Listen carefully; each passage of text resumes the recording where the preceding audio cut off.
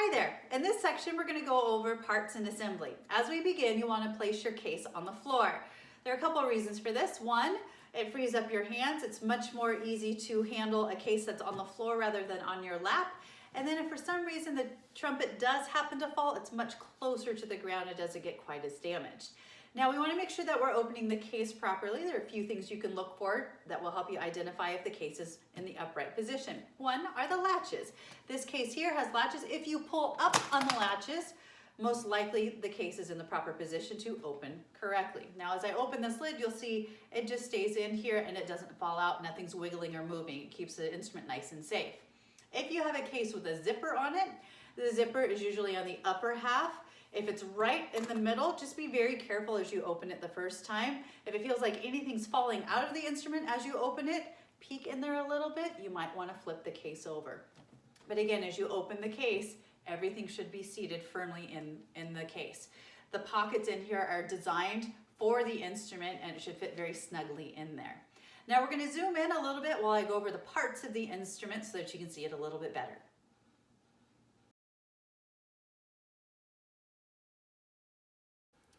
All right, let's talk a little bit about the parts of the instrument.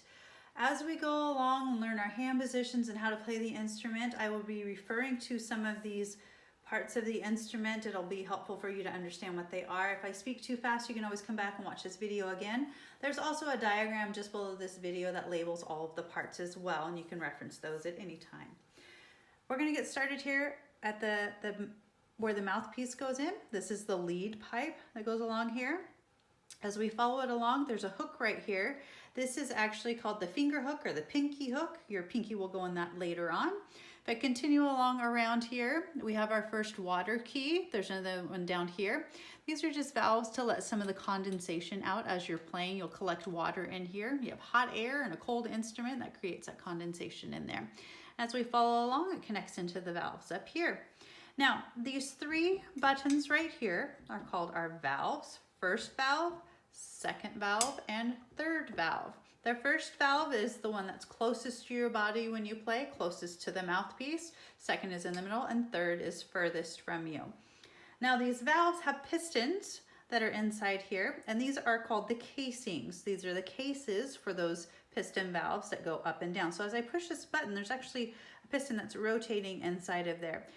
It's really important that you protect the casings here and make sure these don't get dented. The tiniest dent in this can prevent that piston from freely moving up and down and make it near impossible to play and can be very, very frustrating.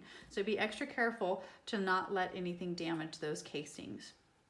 Now attached to the first piston casing is our slide right here. This is the first slide, also referred to as the trigger slide. And then there's a thumb rest right here that your thumb is going to go in later. Here's our second slide right here. And then we have our third slide over here. And you'll notice each of those slides are connected to the valve 1, 2, or 3 that they represent. This one here actually has numbers on each of those valves as well, valve casings as well.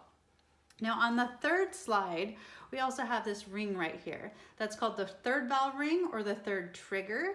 And depending on the size of your hand, you'll have your ring finger or your ring finger and your pinky inside of that. And this actually will slide and move. And we'll talk more about that later.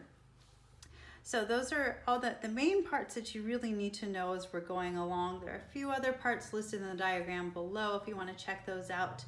But the main parts we're going to be talking about for hand position are the casings and then our thumb hooks and rings as we go along. And then you want to be able to reference the valves 1, 2, and 3. Now, I'm going to go ahead and show you how we put the mouthpiece in now.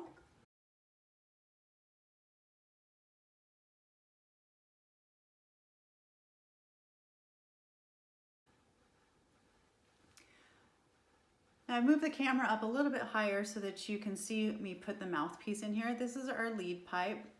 When you put the mouthpiece in, you really shouldn't be pushing. We're just setting it over the top and gravity is pulling it in. You can see I just let go of it and it fell right in there. If you have to push it in, something's not lining up properly, you need to take it into the shop and have it fixed. Once the mouthpiece is in there, you're going to take this and rotate it a tiny bit. That's it. Do you see how little I moved that? I'm going to do that one more time so you can see it again. Slide the mouthpiece in and twist the tiniest bit. Now your mouthpiece is another part of the trumpet that you really want to protect. You want to keep your hands off of it as much as possible. Make sure you're not bumping things with it. You want to keep germs off of it, but you also want to make sure that it doesn't get bumped because a mouthpiece can get stuck. A little tiny bump from the side can jam it in here, and then you can't get the mouthpiece out no matter how hard you pull. And your teacher will need to use a mouthpiece puller. If your teacher's unable to do that, then you'll have to take it to the music store and have the professionals pull it out for you. So just be really careful. Make sure you don't drop it or bump it in anything. Now, one last thing I'm going to show you here to be careful of is this. When you hit the top of the trumpet, it makes a cool popping noise, which is pretty fun. However, as you're doing that, you're actually hammering that mouthpiece into the lead pipe. And again, it can get stuck, and then your teacher needs to use a mouthpiece puller, or you might have to take it to the music shop. So be careful with that mouthpiece as you go along. When it's time to take it back apart, just give it a little twist and it should come out pretty easily. And that's the mouthpiece. We are now done with the parts and assembly video. You know how to place the case on the floor, how to open it properly, identify parts of the trumpet, and how to put your mouthpiece in properly. The items that we discussed to help protect are listed below, and there's also that diagram that I talked about before that labels all of the parts of the trumpet for you to review.